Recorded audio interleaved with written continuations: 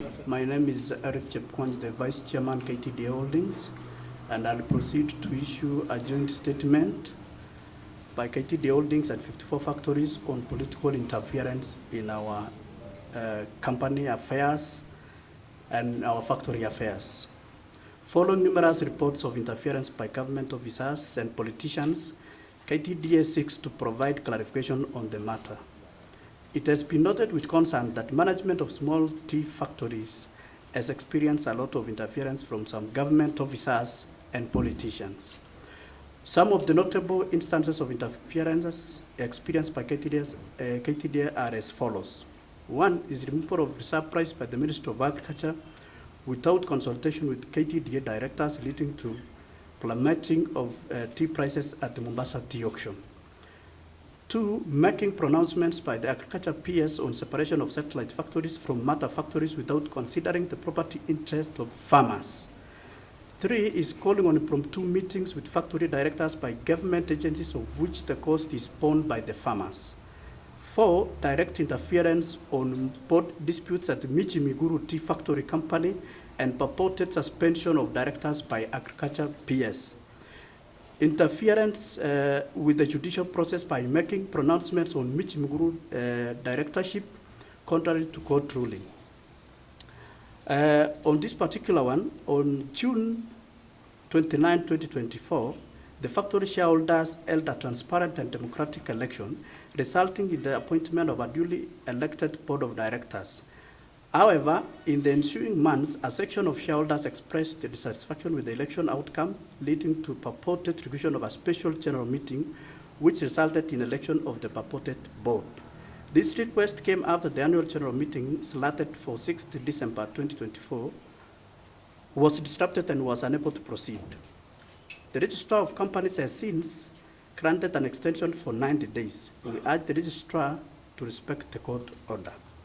Prior to the poached AGM, the PS for Agriculture, accompanied by the local MP without notifying the factory board, visited Michi Miguru and made a declaration that the board stands suspended.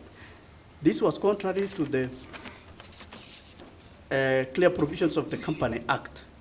The factory board, prior to that announcement, was not given an opportunity to be heard contrary to the rules of natural justice.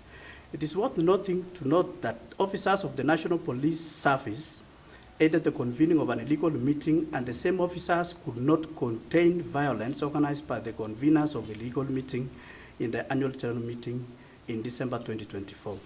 As an organization committed to the rule of law, we sought the intervention of the court. The court issued an injunction staying the implementation of any resolution passed in the subject meeting, which was scheduled for the 10th January 2025. All the matters of the legality of the said meeting and its resolutions are pending in court, and we are not at liberty to discuss them at this point. Effect on interference on the market. We have noted that whenever there is a negative publicity in the media, there is a direct impact on absorption of teas by our international buyers. Several tea factories have experienced low absorption of teas in the market due to the rankles and political interferences. This has an adverse effect on earnings of our farmers.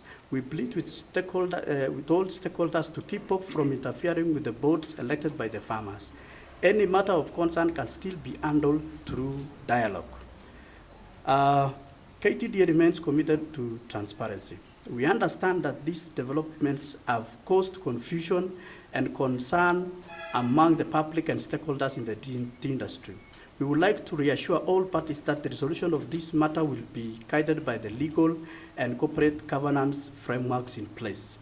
As an organization, we remain committed to transparency, accountability, and adherence to legal procedures. We ask for patience as the matter progresses through the appropriate legal channels. In the meantime, the current board and management will continue to serve the interest of our shareholders, employees, and the public.